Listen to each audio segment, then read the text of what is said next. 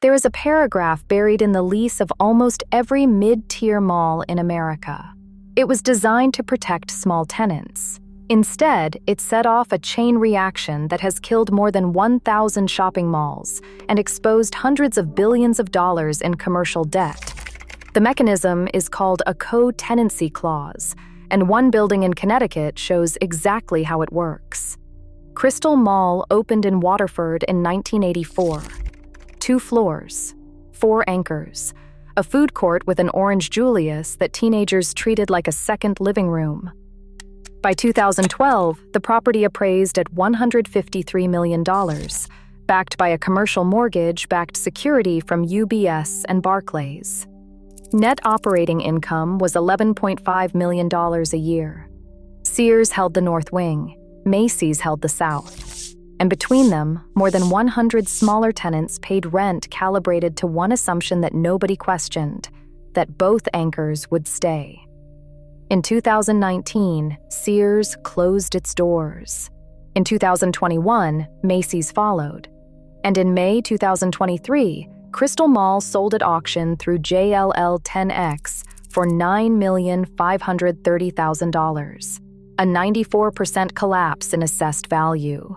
Not because the roof caved in, not because foot traffic vanished overnight, because a clause activated inside dozens of leases simultaneously, and the financial architecture that held the entire property together came apart in sequence.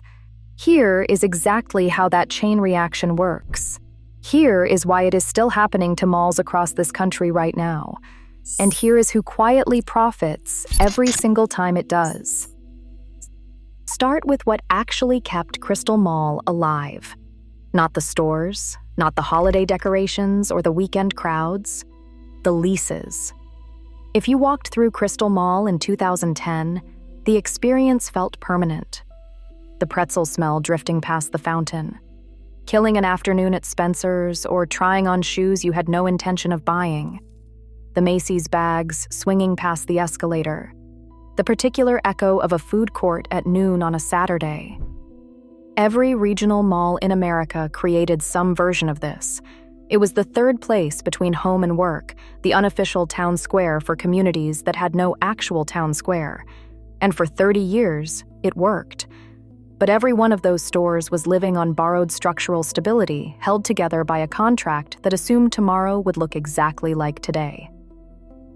What you would not have noticed, walking past those window displays, is that every one of those small shops operated under a lease containing a co-tenancy provision. The language varies from contract to contract, but the function is always the same. If a named anchor tenant vacates the property, the smaller tenant earns the right to reduce their rent, typically by 25 to 75%. In some cases, the clause allows outright lease termination with no penalty. On its face, this is reasonable. A jewelry kiosk paying $38 a square foot signed that lease because Macy's was drawing 14,000 visitors a week past their display case. Remove Macy's, and the hallway goes quiet. Why should that kiosk owe the same rent for space nobody walks through? But here is where the mechanism becomes lethal. Co-tenancy does not hit one tenant. It hits every tenant whose lease references that anchor, simultaneously and on a fixed timeline. Usually 90 to 180 days after the anchor departure is confirmed, the clauses execute across the property like circuit breakers tripping down a panel. Rent drops 25% here, 50% there. One tenant walks entirely. The food court loses its Auntie Anne's. Then it loses its reason to stay open past 6. At Crystal Mall, the first wave fired when Sears left. Net operating income dropped from $11.5 million in 2012 to $4.2 million by 2019, based on public CMBS performance data. A 64% decline. And Sears was not even the primary traffic driver. That was round 1. When Macy's followed 2 years later, the second wave hit. More clauses activated. More rents collapsed. Some tenants exercised their right to leave, and the property crossed a threshold that most people outside commercial real estate have never heard of. but that determines whether a building lives or dies. The debt service coverage ratio. The concept is simpler than it sounds. How much money does the building earn compared to what it owes each month? If it earns enough, the loan survives. If it does not, the loan dies.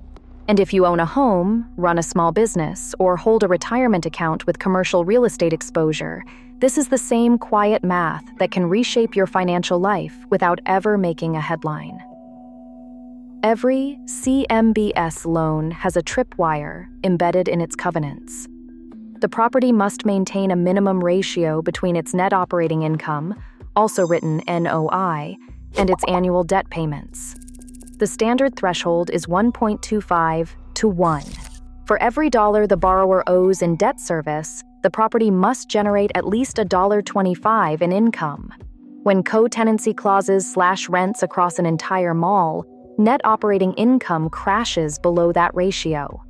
The loan enters technical default, not because anyone missed a payment, not because someone committed fraud, because a formula broke, because the building's income could no longer cover its debt by the margin the bond required. And that is when a special servicer takes control. Once a CMBS loan breaches that coverage threshold, it transfers from the primary servicer to a special servicer. That firm exists to maximize recovery for bondholders. They evaluate whether to restructure the debt, force a sale, or push the property into foreclosure. Their fees come directly out of the distressed asset itself. Every month, the property sits in limbo. The servicer collects. There is no financial incentive to save the building. The incentive is to process the loss and move on. This is worth pausing on because it is the part that nobody talks about. The special servicer is not a villain in this story. They are a function of the bond structure. CMBS was designed to distribute real estate risk across thousands of investors who would never set foot in the property. When the property fails, someone needs to unwind it. The servicer does that. But the fee structure means that every additional month of decline generates revenue for the entity managing it. The building is worth more dead than alive to the people holding the paperwork. So the full sequence runs like this. An anchor closes. Co-tenancy clauses fire across the lease book. Rents collapse by formula. Net operating income falls below the debt coverage ratio. The loan defaults. A special servicer takes over. The building enters a financial death spiral where the people managing the decline are paid to oversee that decline. That is the mechanism. Not Amazon, not online shopping, not changing consumer habits. Those are background conditions. The kill switch is contractual. It has been sitting inside the lease binder of every mid-tier regional mall in the country, waiting for one anchor to leave. If this is the first time you have heard the actual mechanism explained, you are watching the right channel. And at this point in the story, you should know that Crystal Mall was not unusual. Not even close. Pittsburgh Mills, a 1 million square foot mall in suburban Pittsburgh, carried a peak valuation around $190 million. In January 2017, Wells Fargo executed a consensual foreclosure and sold the property. The sale price was $100. Not $100,000. Not $100 million. $100 for 1 million square feet of enclosed American retail. Crestwood Court in St. Louis sold to Westfield in 1998 for $118 million.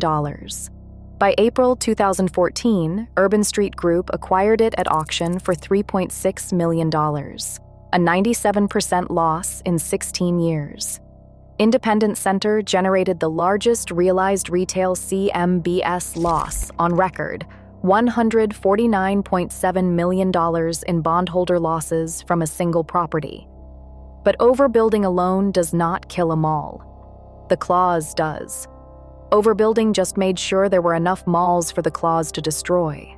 One projection from Capital One and Coresight Research suggests that 87% of large enclosed malls face significant closure risk over the coming decade. You can argue their methodology, but the structural math is not in dispute.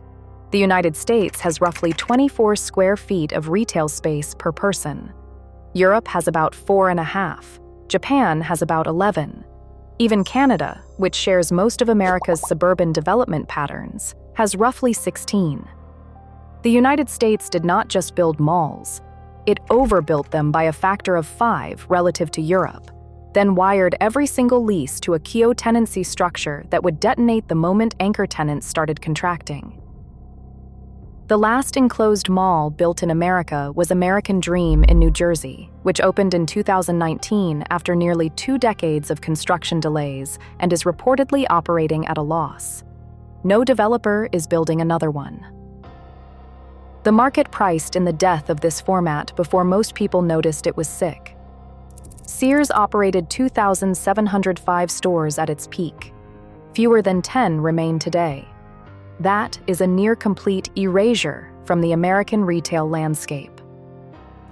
Macy's announced 66 closures in 2025 as part of a plan to shutter 150 locations.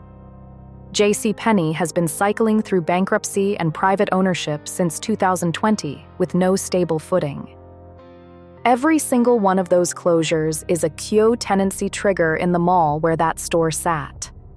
Everyone starts the same sequence: rent reduction, net operating income collapse, covenant breach, special servicing, liquidation. And everyone happens quietly, on a timetable written into a lease that nobody outside the property management office ever reads. This is not a wave that crests and passes. It is a standing condition. And the people who understood that earliest built an entire business model around it. When Crystal Mall sold for $9.5 million in 2023, the buyer was Namdar Realty Group. Namdar, often working alongside Mason Asset Management, has assembled one of the largest portfolios of distressed malls in the country. Their strategy is direct. Acquire properties at severe discount after the co-tenancy spiral has already destroyed the institutional valuation. Invest minimal capital in physical improvements. Extract remaining lease revenue from whatever tenants are still operating. And wait, they are not rebuilding these malls. They are harvesting residual income from financial structures that have already failed. Consider the arithmetic. A mall appraised at $150 million needs $11 or $12 million a year in net operating income to service its CMBS debt. With a $9.5 million acquisition cost, that same property only needs a few $100,000 in rent to generate an acceptable return. The remaining tenants, the nail salon, the phone case kiosk, the Dollar Tree that moved in after Macy's left, they still pay something. And something on a $9.5 million basis is a far better yield than $11 million on a $150 million basis ever was. The co-tenancy clauses that made Crystal Mall worthless to a bond fund made it profitable for Namdar. Different math, same building, same concrete. Is that market correction functioning exactly as designed? Or is that structural exploitation of a contracting retail landscape that was already wounded? The question is genuine. Both sides have serious evidence. What is not debatable is that the co-tenancy mechanism creates the buying opportunity in the first place. And this next layer is the part that most mall content never reaches. As of January 2026, CMBS retail delinquency sits at 7.04% nationally, according to TREP data. For regional malls specifically, the figure is 11.2%. Commercial office has crossed 12.34%, a new record. These numbers are not abstractions. Each delinquent loan represents a property where the math already broke, where co-tenancy or vacancy pushed income below debt service, and a special servicer is now deciding what happens to the building. The pattern is accelerating into higher value territory. In January 2026, Saks Global filed for Chapter 11, bankruptcy protection, backed by a $1.75 billion debtor-in-possession facility. Amazon's $475 million equity stake in the deal has been described in court filings as presumptively worthless. 3 different CEOs cycled through the company in weeks. San Francisco Center, once valued at approximately $1.2 billion in 2016, was listed in February 2026 for $100 million. $67 per square foot, a 92% decline from peak. Nordstrom left in 2023. The co-tenancy dominoes followed. $1 billion in assessed value gone in under a decade, in one of the most expensive real estate markets on Earth. So here is the question that separates this from every other dead mall video on the internet. Why do luxury malls survive while mid-tier malls collapse? The answer is not just demographics, it is lease architecture. Luxury tenants negotiate shorter terms with weaker or non-existent co-tenancy provisions because the brand itself generates traffic independent of neighboring anchors. A Chanel boutique does not need a Sears to draw customers through the door. A Bath & Body Works does. The mid-tier mall is structurally dependent on its anchors in a way that luxury retail simply is not. Same building type, same parking lot layout, completely different contractual exposure. The malls that die are not dying because they are obsolete. They are dying because their contracts were engineered for a world where department stores never closed. The moment that assumption failed, everything downstream collapsed by its own internal logic. In December 2024, the California Supreme Court confirmed exactly this in JJDHOV versus Joann Stores. The court ruled that substitute rent paid under a co-tenancy clause constitutes valid alternative performance, not a penalty, not a breach, a legitimate exercise of a negotiated contractual right. Co-tenancy is not a loophole in the system, it is the system, and the system is methodically dismantling the buildings it was written to protect. Remember Crystal Mall, $9.5 million in May 2023. A dead building in a small Connecticut city. In late 2025, General Dynamics Electric Boat acquired the entire property for $31.42 million, inclusive of approximately $25 million paid to Namdar.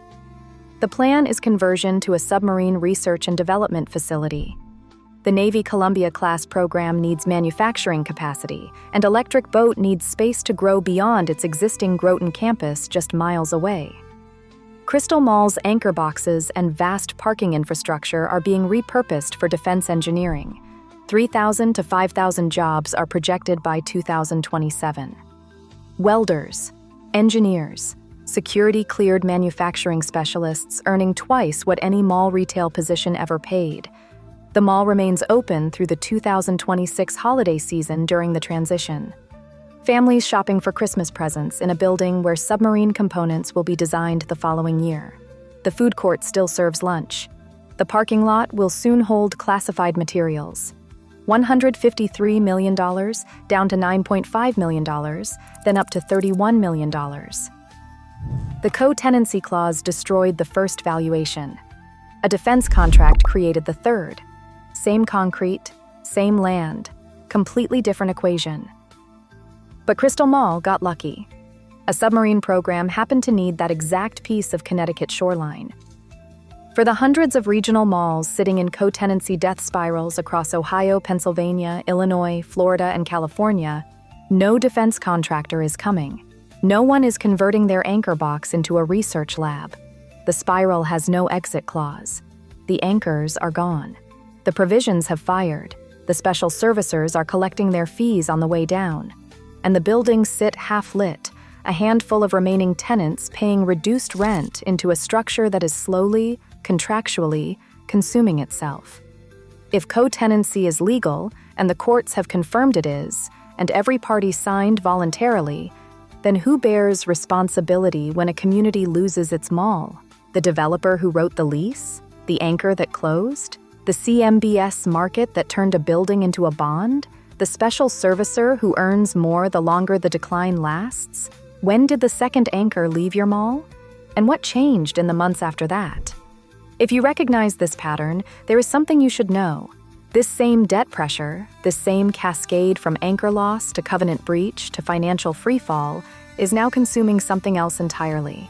Not a suburban mall, a luxury department store carrying $4.9 billion in private equity debt. That story is next. If this is the first time someone has shown you the claws buried inside the collapse, subscribe. This is what this channel does.